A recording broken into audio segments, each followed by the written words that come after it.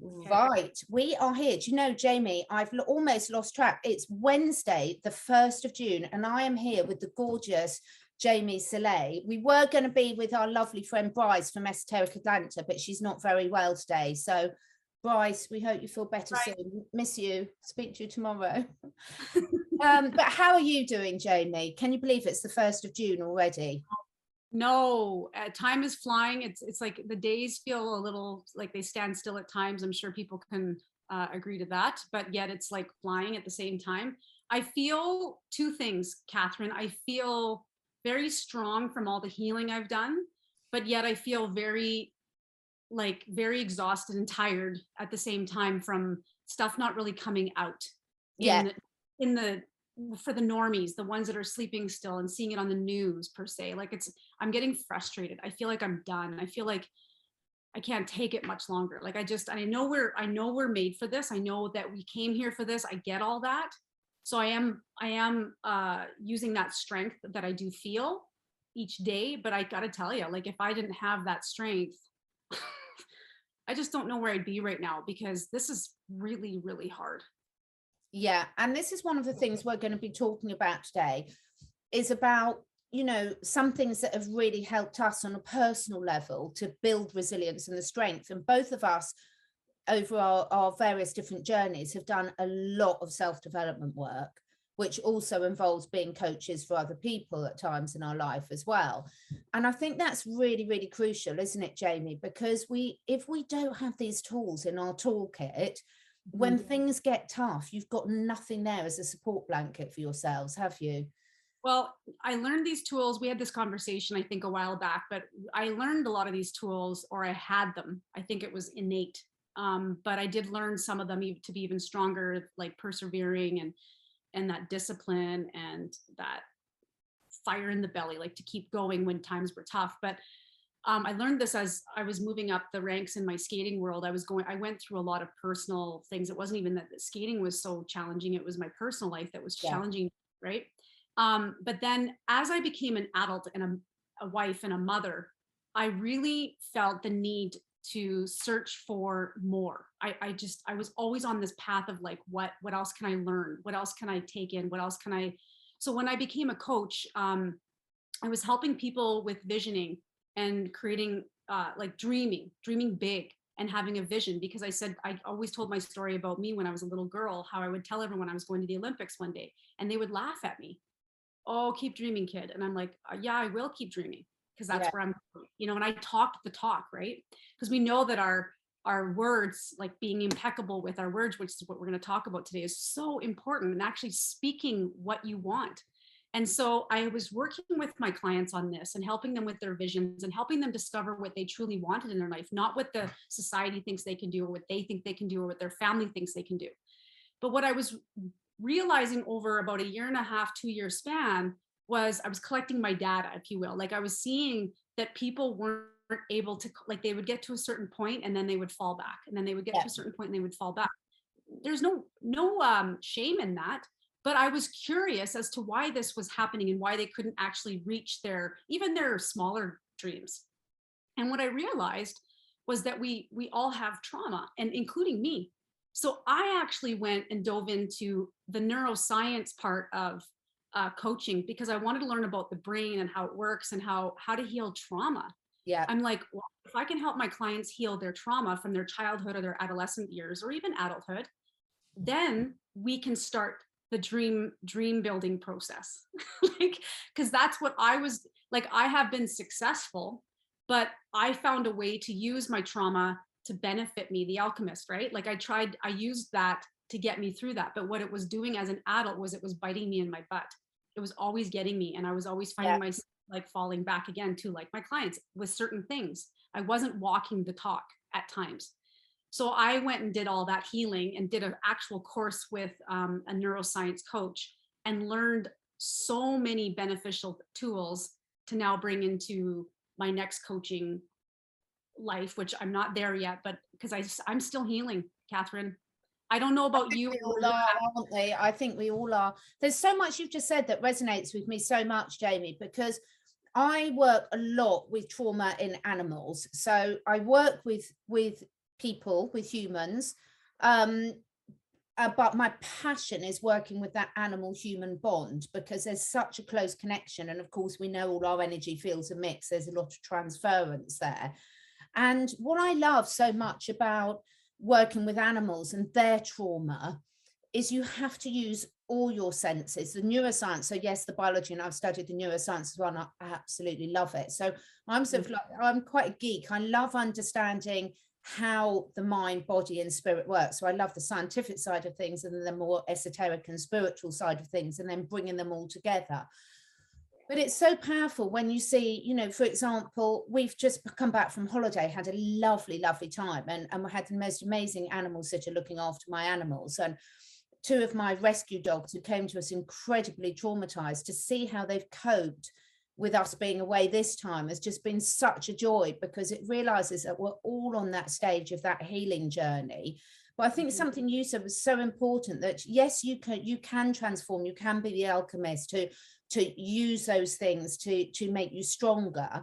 But at some stage, if you don't clear out, there's residue. It's like I'm always going on about my clean slate here for the physical body, but also the pineal gland. If you've got that residue, that sludge, that toxicity in you from whatever the cause, it's very difficult for anything good to settle and take real hurt, go into a cellular and neurological level. Exactly, because you know your thoughts become your reality. Yeah, right? absolutely. And your belief system is developed at a very young age. And so if your thoughts are from your trauma, that I'm not good enough, I'm not lovable, I'm not this, I'm not that, your belief system carries you through your life with these thoughts in your head. So every time, whether it's a relationship, it's a job, it's whatever, these beliefs show up. And that's what's interesting for me, was that if you asked any of your clients when you first start with them, if that's what they believe about themselves, they may not see it. They may not actually consciously think it. But when you start diving into childhood, adolescent years, then they start peeling away the layers of the sadness, the frustrations, the angers, the traumas that they've gone through. They start to realize, oh my gosh, that's why I didn't get this job, or that's why I fell into that relationship, because I only felt so like I felt like I wasn't lovable and I wasn't good enough. So that was what I deserved. And yeah, it's, you know, it goes back to, again, those thoughts. And where do the thoughts come from? Well, your belief system and the experiences that we've all had. Yeah, and that is just moving on to what we're really going to get into the nitty gritty of today, because it's so important. So when I was on holiday, I've read this book about 3 times, and I know you have. Guys, I'll put the link below. And it's the 5th agreement. So it's a follow-on from the 4 agreements by Don Miguel Ruiz and Don Jose Ruiz, his son. And it's it describes a practical guide to self-mastery. Now, there's a lot of controversy about everything we discuss at the moment, because I love the way the light, it's such a gorgeous day out here now. The light's just coming in. So I'm going to pretend it's my halo moving around. Yes, your angels. So, yeah, my little angels. So we were going to go through and do a little series discussing these 5 agreements and what they mean to us, because the reason I'm so passionate about discussing these, and I really want to have this conversation with you, and it's a lot of what I talk about with Bryce as well, is being conscious of where we're at and really knowing ourselves and how we're feeling and where we put our attention is so important. Because what happens at a micro level, at an individual level, is reflected at a global level. And I think most people that are watching that understand this concept, at least, of the fact that, you know, energy flows where your attention goes.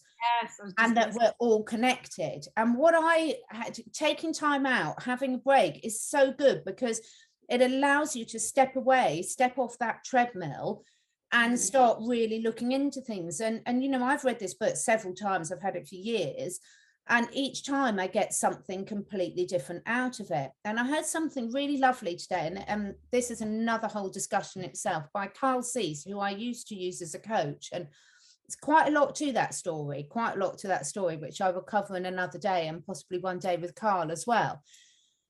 But this whole thing about not throwing the baby out with the bathwater. So some people might get this book and say, right, these authors have been associated, for example, with Oprah Winfrey.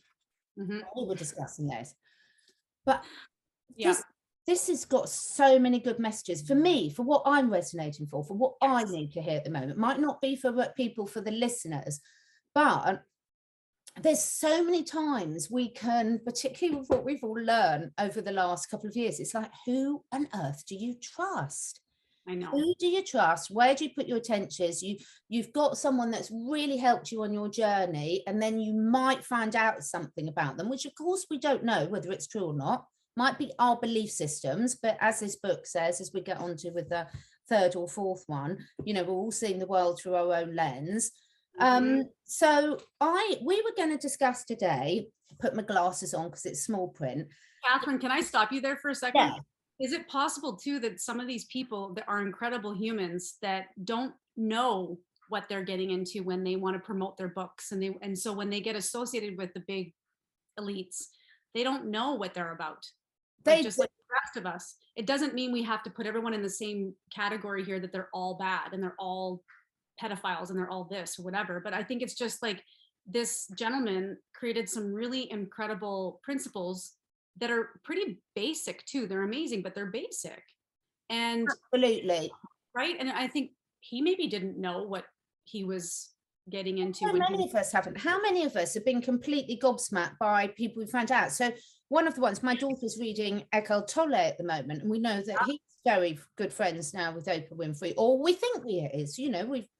I'm saying we know, and a lot of the stuff we say we know is our belief, it's our truth. We haven't had that conversation. I've had some really interesting things come up in my personal life that I'm sure we'll all be talking about sort of more of the next couple of months, because these lessons are just like gold dust in terms of the fact that you can be in a good friendship group and you can all sort of be involved in this tangled web of what's going on, but we're all seeing things from different angles because we're all at different stages and needing to learn different lessons at that time. And it doesn't mean that one of you's right and one of you's wrong. It just means it's absolutely fine to see the situation differently. And so one of my breakthroughs from the holiday, and why I picked up this book again and decided to delve into it, and it's really helped me, it's just like, my God, when you let go of that judgment, which is another one in here that we're going to come on to. Well, we'll probably do a little series of these, guys, if you're enjoying it. Okay. When you let go of that judgment of like needing everyone to be perfect, how much shame do we all feel or have put on us, or deep down we be feeling about things that we might have done? I mean, is there one person that if the whole of your life was put on a movie, would you be happy for everyone to watch that? Surely everyone watching this has got something they've got a little bit of a regret on, or might think, oh, I didn't want that thing. Everybody.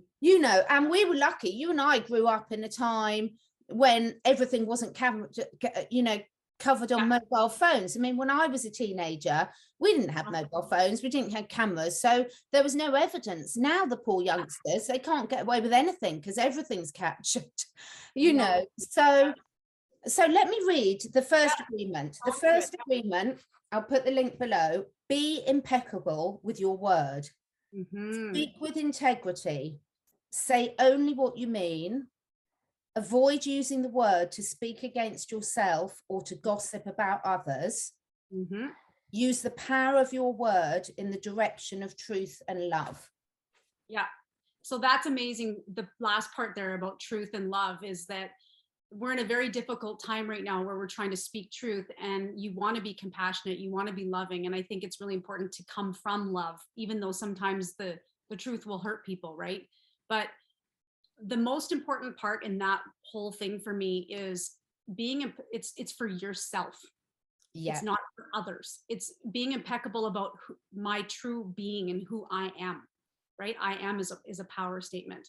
So people will often, I'll hear my clients, or I've heard people even just say, oh, I am this, I'm so sick, or I am this, like even though you are maybe under the weather, but every time you keep saying that, it's like you become that. Absolutely. You become more tired, you become chronically fatigued, you become these things. So being impeccable with your word is literally speaking what you want. Like we talked about it before we went on live here. It's speaking exactly what you want, creating those healthy boundaries, but like really, and it's uncomfortable for people, Catherine. I've noticed people are uncomfortable speaking really positively about what they want or what they want to be. They're uncomfortable with it. Again, back to the belief system, because they don't think they're good enough. They're not lovable. They're not whatever their trauma is. So being impeccable with your word is a wonderful, wonderful principle to follow, but it's very difficult for people, very difficult, including myself at times. Oh, I've noticed it so much. So, you know, I've been picked up a lot by family members recently about British people. I don't know what it's like with Canadians. We find it really hard to take a compliment. Yeah. So if you say to a particular British woman, I know that's a generalization, folks, but, you know, culturally, it's really true. We're brought up not to be big-headed, not to praise yourself, not to do this, which is why we've always taken the mickey out of the Americans.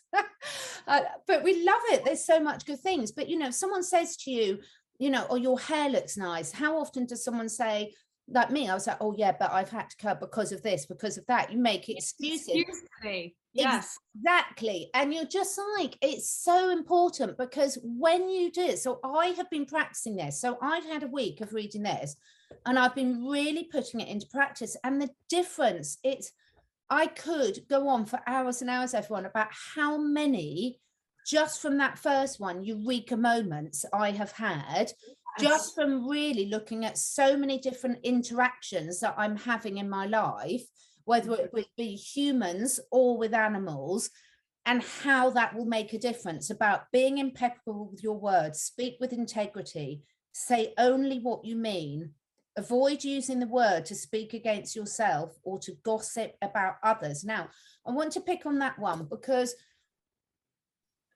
call it the truth of community, to call it things. We think we found out, and I'm saying we think because our truth isn't everyone's truth. Yep. And a lot of the times we're speaking about people that we've never met personally. That doesn't mean that we're wrong. Don't get me wrong. I'm not saying just because we've never met them personally doesn't mean that they haven't done certain things. But equally, it's so hard to not gossip, because where do you draw the line? And it's a tricky one for all of us to implement, about speaking harsh things and wishing ill on others because of judgments that we're making on them without knowing anything really about the details. So what I love when we had our first talk, and I'd love everyone to go back and watch the first video that Bryce and I did with Jamie on the channel, because hearing your story of an Olympic gold medalist and the length of your and success of your professional career, and then look at what's been said about athletes over the last couple of years. I wasn't even aware of that. I wasn't even aware that athletes were being talked about like that. When you sort of surprised me on that call, I was like, what? Exactly. And this is what I mean. It's so easy to generalize and put everyone in the same boat. Now, I'm writing a book at the moment, albeit very slowly because I keep getting distracted. But if 2 years ago I'd written my book and Oprah Winfrey's team contacted me and said they wanted to promote it, I'd have jumped. I'd have thought, amazing, amazing Oprah. I'm picking on Oprah today, but because it's someone, probably anyone watching this will have heard stuff about. But that wouldn't make me a bad person. You know, how many people would not take the opportunities that are given to them without ever knowing? And then when you meet people personally, they can surprise you both ways, can't they? I mean, but you've been there, you've been at the top of your sport, the very top of your sport, and you must have met a lot of other professional athletes from all different disciplines with the experience that you've had. And yet we can't generalize and say that all these people are involved in nefarious activities, because it's obviously not the case. No, but I will share this whole truth thing, because that's the last part that you wanted to talk about for me. So what I noticed recently was that in my past, I would do my best to speak my truth, but I've always felt like I had to be a little bit more careful, and I had to be more like, I was always choosing like, well, how honest can I be? Or this person's really I was always caring a lot about that. And I'm not saying that you just speak your truth in it, even if it's rude, because you have to ask yourself, is it kind? So there's always a way. It's not what you say, it's how you present that, right? But when I started speaking my truth this year, my truth, it doesn't mean it, like you said, it's not everybody else's truth maybe, but it's my truth. I healed my thyroid. Exactly. I did not, like, and people listening right now go, oh, that's woo woo. Okay, well, explain it to me then, because I went off my Synthroid. I was told I would never get off of my medication because my thyroid was underactive. I was on a fairly high dose and I sort of weaned myself off of it. I supplemented with natural supplements like zinc and iodine and copper. And literally, this since January, when I started speaking out and standing up for our freedoms and speaking, like, and sometimes I felt like my old self would kick in and go, Jamie, you're being rude. You're being this, you should not be doing that. And people would come at me and go, Jamie, what's wrong with you? What happened to you? You're now a conspiracy theorist. You're now this. And I had to like develop that thick skin to go, well, no, I'm actually just speaking my truth. And I lost friends. I've lost lots of acquaintances. People think I'm on the crazy train, like all this, but I just kept going. And I'm 5 months, Catherine, without my medication. I'm not on anything else except my supplements. And I'm great. I'm actually better than I was. And I just go, explain it to me then. And my trainer, who's super evolved, said to me, you know why your thyroid's healing? I said, why? And he goes, because you're speaking your truth. And you know, I have seen this happen so many times, and not only with humans, but with animals as well. And one important thing that you said there about the being rude is use the power of your word in the direction of truth and love. So when you're saying something, however blunt, so I'm very well known for being pretty blunt the way I speak, but there's a big difference when you're being blunt with love and with saying. So sometimes I will be consciously rude to people. I do. And sometimes I really enjoy it. Yeah, you know, and I do slip into that childish behavior at times. But it's a conscious decision now. That's the difference. When I was younger, it wasn't necessarily conscious at all, but it is a conscious decision now. So if I'm rude to you now, I've chosen to be rude to you. Just know that, anyone who's speaking to me. But you think triggered, Catherine? You're being triggered. Is that why you're consciously now you're reacting? Because you're triggered. Yeah, absolutely. And that is exactly that. And it's very interesting. But when you say it with love, so the way I like it, you and I are both parents to 2- and 4-legged babies. We'll talk about your new baby soon, who's just the most gorgeous thing ever. So when you're a parent, you make decisions from before your baby's even born. Mm-hmm. You know, when you're pregnant, you're making decisions about your lifestyle, your diet, your thought processes, everything. So we talk about, yes, you've got to free will and everything, but all of us, it doesn't matter what species you are, there are stages in your life where your parents make decisions for you. Yep. And that's for your best interest. And most parents, not all, but most of them are doing it from a place of love with the best intention for their offspring.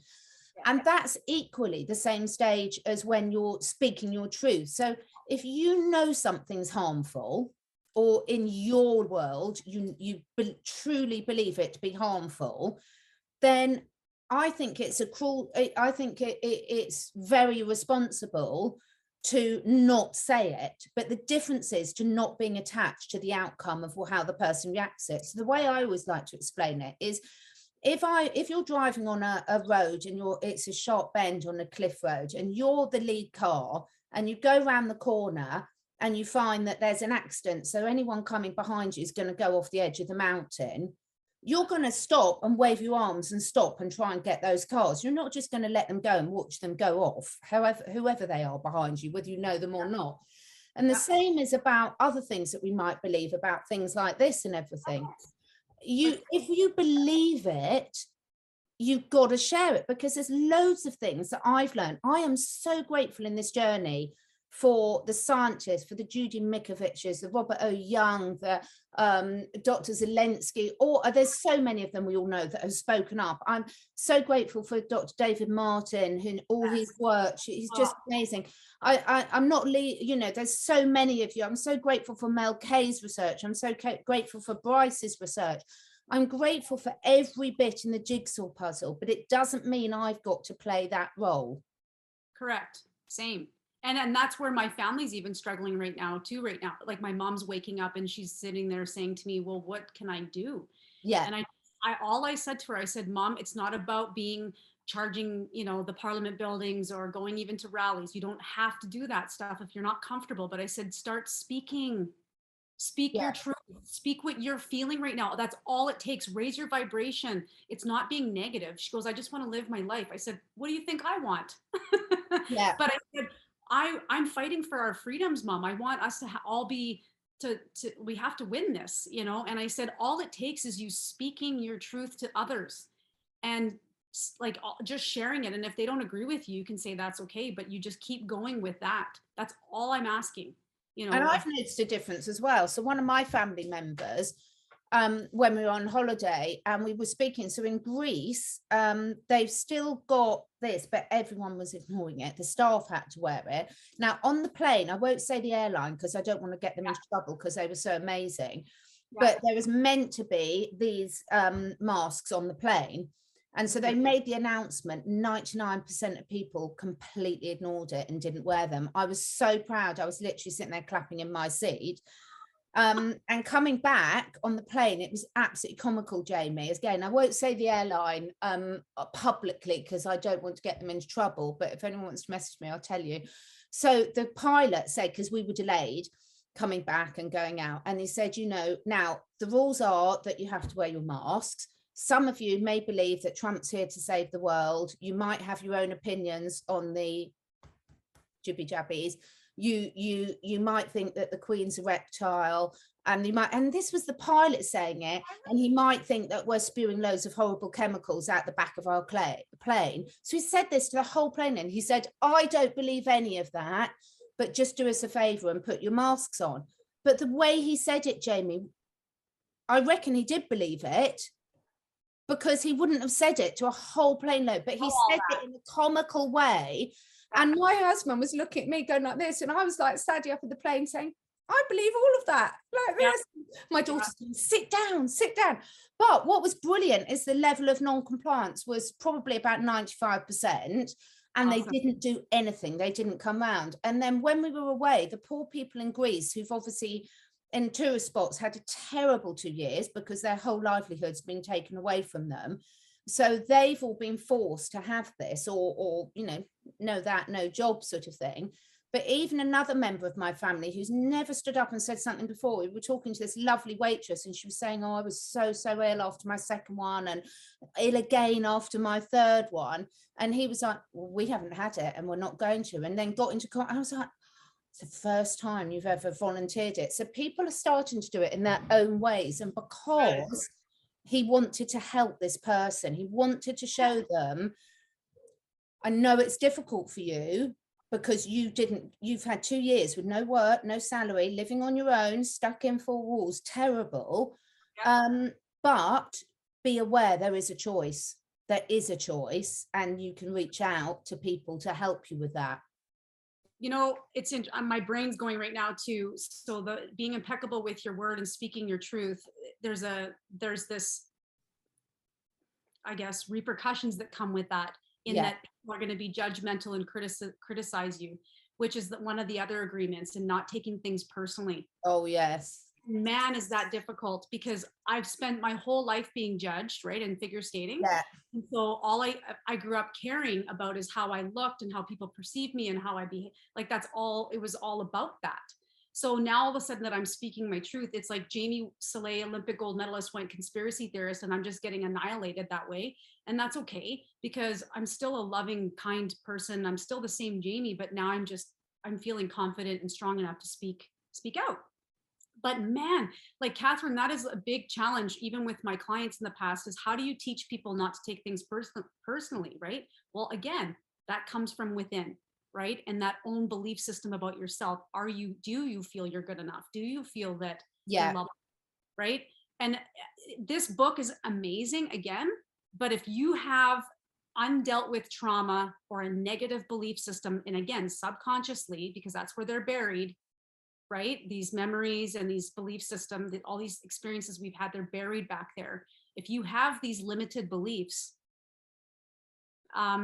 you're always going to take things personally. It's always going to impact you. You're always going to see, like, what did I do? Why? Like, I don't see now when these people are attacking me on social media, like, of course I get a little bit triggered. I'm like, why do they have to be so mean? Some of them, right? then the other part of me goes, well, this isn't about me. This is about their experience and their, right, their lens, how they've seen things and what they've gone through, their traumas. I'm triggering them.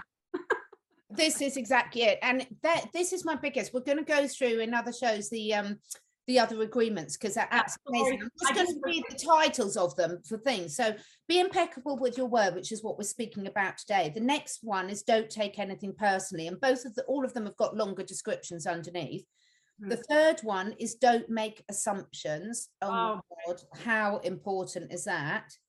The fourth one is always do your best. And the fifth one, which is why this is different, I'll bring the other book out, the 4 agreements, next time. Be skeptical, but learn to listen. So all of these are just like gold dust. And I can honestly say for me, I mean, yeah, when we get on to don't take anything personally, that is a constant work in progress for me. But what I've noticed, Jamie, is when I'm in a good place myself and I'm following my habits. So I have got pretty strong daily habits in terms of morning routine, evening routine. I love my various supplements, which people know I talk about. Why do I love them? Because when I keep my physical vessel in the best possible shape, it makes life easier for myself. Yes, I could do it all through meditation. Yes, I could do it all through visualization. But quite honestly, I'm quite happy to do the biohacks and make it easy for myself. Because then I don't get, at the moment with my current regime, I don't get stressed at all when I see the chemtrails. Me neither. Because I'm really confident that what I'm doing for myself, my 2-legged and 4-legged family, yes, I could sit there and worry about all the wild animals and, you know, things like that. But I've now taught myself not to, and say, what can I do for them for the best? What can I put out, etc., and work with it. But I think this one I'd really love everyone to really think about, but about being impeccable with your word, because when you start behaving that, anyone who's a parent, or particularly if you've got dogs or things like this, we know that children and animals pick up on your energy. They don't do what you say, they do what you do. So if you're on a horse or you're walking a dog and you're going past something that's triggering you or giving fear in you, if you're saying, I see it all the time with horse riders and dog walkers, it's okay, it's okay, it's okay, it's okay. So they think because the word it's okay is coming out, they're coming down, but their energy is so full of stress. The poor animal isn't picking up it's okay. They're picking up, my God, they're freaking out. What are they freaking out of? I'm off. Now, this light's really lovely, but difficult to see you. And this is exactly what we're doing. So when each and every one of us are being impeccable with our word as much as possible, but taking in the 4th agreement, which is just always do your best. So we're not aiming for perfection. Not aiming. I mean, none of us are never going to gossip, I wouldn't think. Well, you know what? Gossip is toxic. And that's where I'm finding myself. I mean, obviously, there's a lot of gossip going on about what's going on in the world right now. None of us truly really know everything, or a lot, actually, probably. But actually, probably. I just think that the most important thing is to keep talking about what you want. Yeah. And where you want to be, where you want to go, and what you want to attract into your life. And really speaking positively and highly about who you are, what you're made of, what you're capable of, what you want to be, because that's part of the moving through that healing process. And that was really difficult for me in the beginning, when I realized that I had a belief that I wasn't lovable, and it was based on my childhood stuff. And so once I got to a place where I could actually say out loud, and it was uncomfortable, Catherine, I remember being like, well, yeah, I think I'm lovable, but do you really think you're lovable? Because you're behaving like you're not. Yeah. Right. So that's where I think it's really important to keep speaking what you really want for yourself, and what you're wanting to get out of life, and where you want to go, and what you want to have. It's really important. But if you actually recorded your day, you'd be surprised how negative languaging, it's not like you're pooping on yourself all day, but you'd be surprised at the languaging that you're using, and how of a lower vibration it can be, right? Like, yeah. Do you remember we used to be given those exercises to do? And it's like, anyone, trust me, it's not easy doing YouTube videos, because if you ever choose to watch yourself back, you know, really see a different side of yourself. And this comes out in the book as well that we're going to discuss, because you know, how we all see, you know, you could have 100 people sit down and watch this video and everyone would have a different perception. And they'd all think their perception was right. And quite often they insist you say something, you've said something, and you've never even said it, but in their mind you've said it. You know, it's so funny. I've had so many people say, well, you said so-and-so. And I'm like, watch it back. I never said that at all. And then they watch it back and they're like, oh, no, you didn't. Where did that come from? Because we all, it's so ingrained in our behavior and in our mind and the way our conscious and subconscious mind interact, that it's constantly putting all these different bits of the jigsaw puzzle together in ways that we're not consciously aware of. But it would be really lovely, wouldn't it, for everyone to really practice that and practice it with, see how it makes you feel. All we're interested in is you, anyone who's watching this, to practice this. But I will put the little quote, I'll put the full quote below, and I'll also put it on my Instagram as well, and have a look and see what you think, and just listen to yourself. And if you've got friends or family members that you can tell about, it's really useful, isn't it, Jamie, getting a good friend to pick you up when they notice something.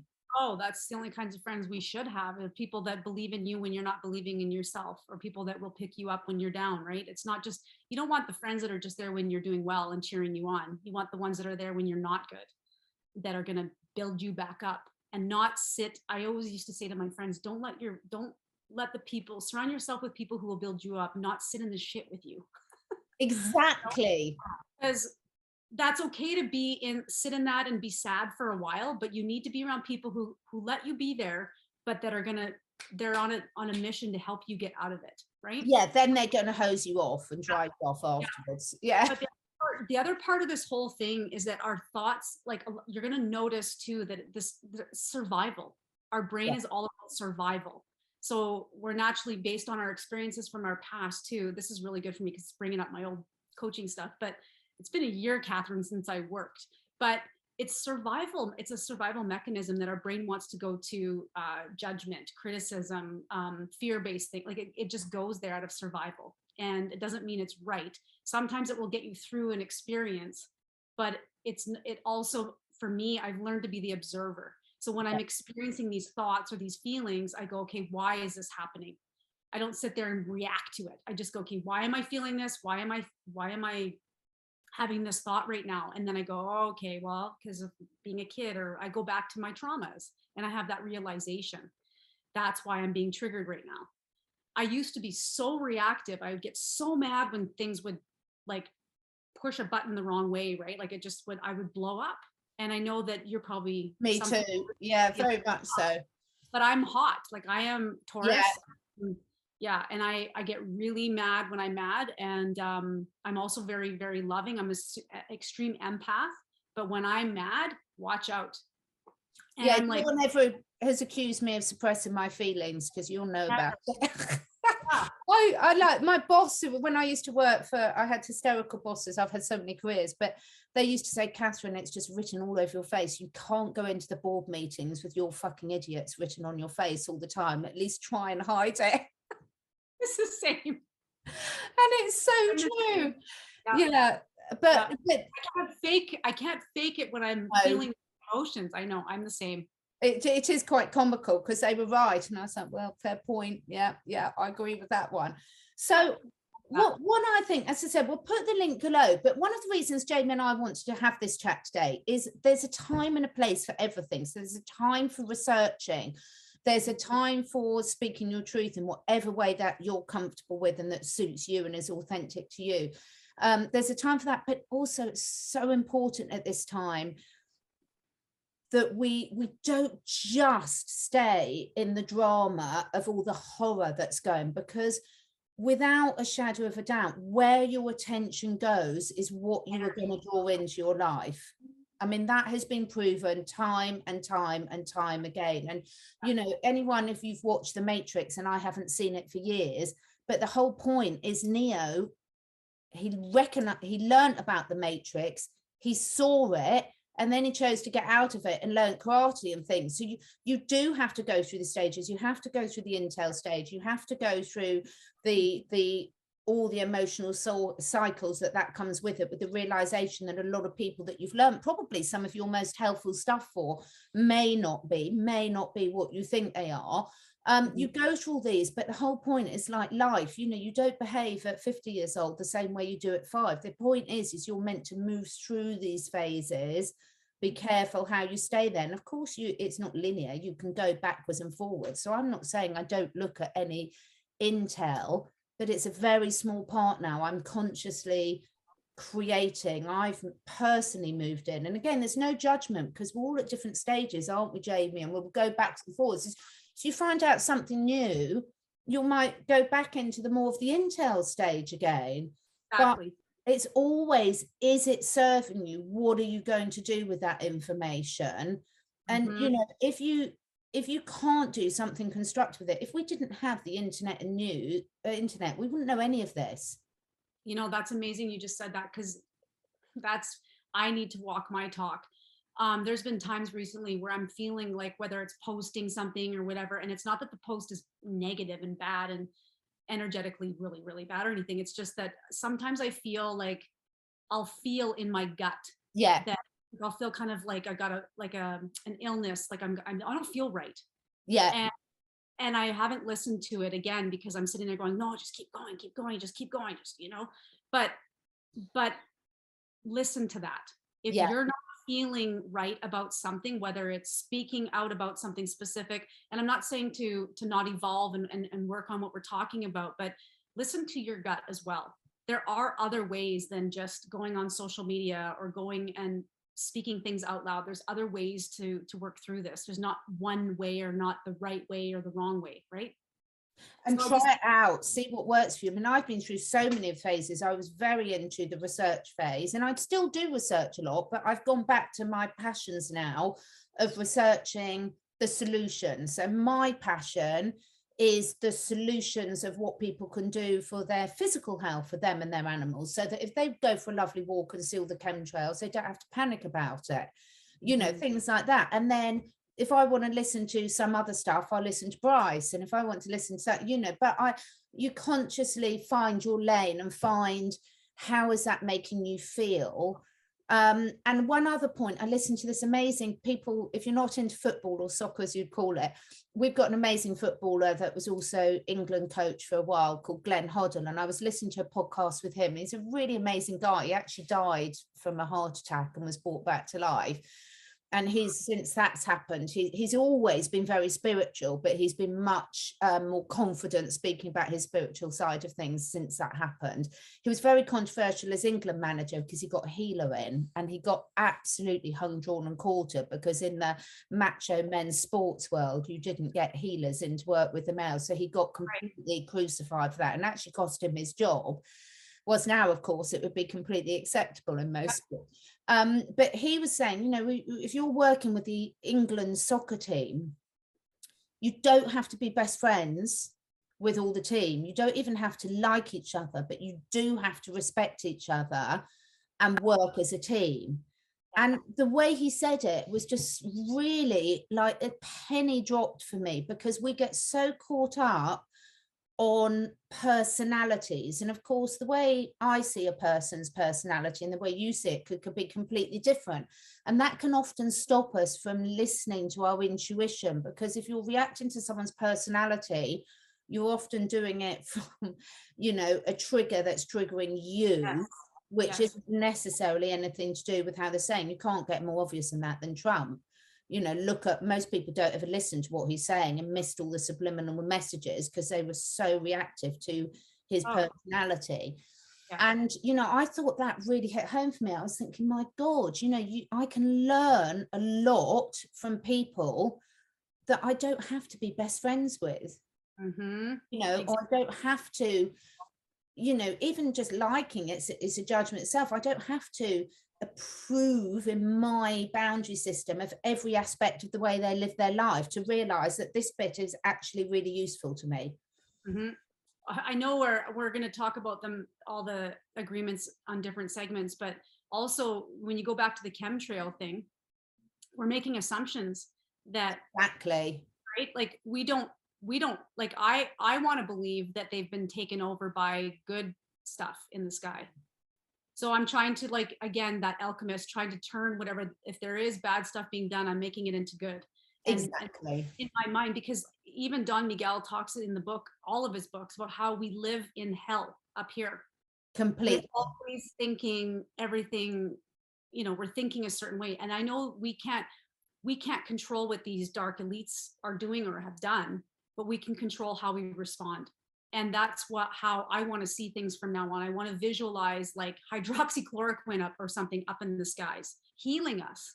I want to visualize like DNA healing coming in to hit Earth and healing us all. Like that's what I'm focusing on, while I'm trying to still speak my truth and spread all of the good doctors and scientists that are speaking out. I'm trying to share their stuff. And I think it's just really important to, again, all these agreements, like we could talk about them for hours. They're just so relevant in every part of our life, But yeah, it's just so good. Thank you so much.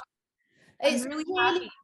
It's a really good book, and I think, you know, you get out of it what you need to, and everyone will get something different. So I'll obviously put all the links below.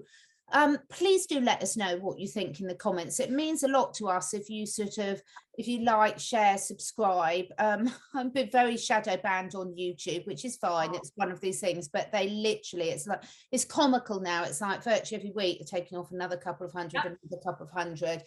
And so if you do, this does resonate with you, if you do put a comment, if you do put a like, if you do share, it just stops some of that behavior. But if you don't like it, then don't put a right back comment. Because you're going to be impeccable with your word from a place of love. From a place of love. Catherine, you're doing something right that you're getting shadow banned, right? Oh, I mean, we've all do it. And you know, now I sort of say I don't let it bother me. Again, you know, because I'm taught you a lot off camera and things, is, you know, sometimes it does. When I'm feeling vulnerable, I'm just like, oh, because I've always been quite a control freak. Don't think that's going to surprise anyone. And letting go of control has made me the happiest I've ever been in my life. It's just wonderful to just let go of the control. And I've got my cats to thank for that a lot, because they're my best teachers of letting go of control, my cats. And Jamie's just got a new kitten.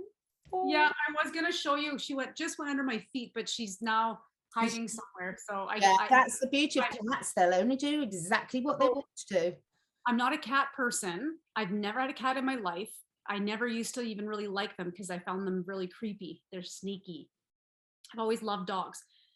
But through my healing process, I've learned a lot about cats and how they are healing. And I know all animals are, but cats literally will come in a house and do what they call a sweep, and they'll take the negative energies out of your home and how they balance your home out. So I had this like interesting, like I fell in love with the idea of having a cat. And then my daughter and I were like looking at cats, and then we're just like, okay, we need a cat.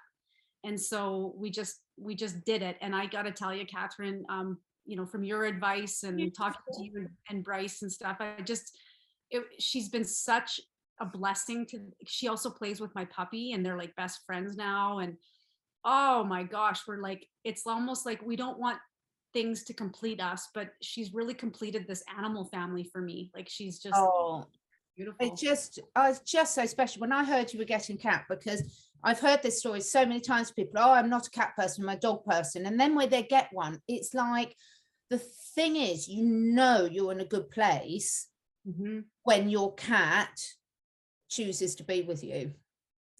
And we had 2 years ago, I'm sorry, I know I'm going on, everyone, I'll keep it short, but we had a cat. So we've adopted a lot of cats, but, you know, we've got them from rescue organizations. This cat just turned up and stayed.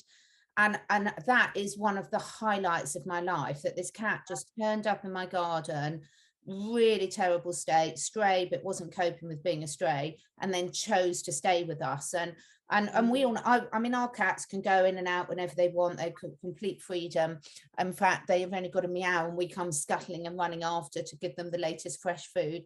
But when the thing is about cats is they're such or as you say, all animals, but they're such a great reflection of where you're at energetically. So for me, they're my biggest teachers. Yes, the horses are, yes, the dogs are, yes, the guinea pigs are, but cats are just a different level, aren't they?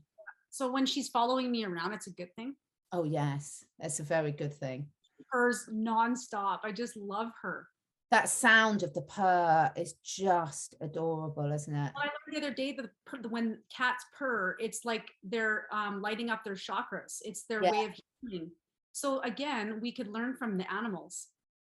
Always my favorite thing. How to activate our chakras and do that inner healing, right? So Catherine, this was amazing. I love talking. Such a fun discussion, and I'm sure Bryce will be with us next time. Wish you lots of healing, Bryce. Thank you so much, Jamie. I hope everyone else, I hope you found it useful. I've learned a lot. So for the next time. For me, it's great. And let us know if you're happy to listen to some more, and we'll book in to do the second agreement and have a good discussion with you all about that. Thank you so much, everyone. Thanks, Jamie. Thank you.